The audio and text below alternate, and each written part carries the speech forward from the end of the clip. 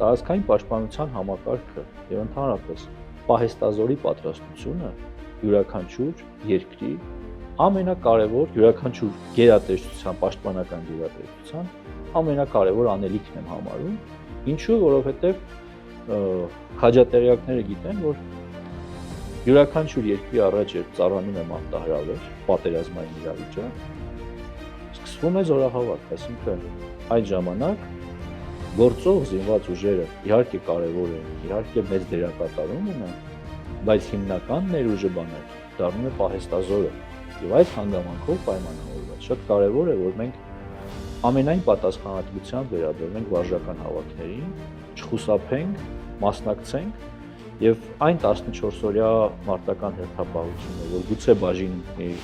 պոտենցիալ պահեստազորայինի, դա նաեւ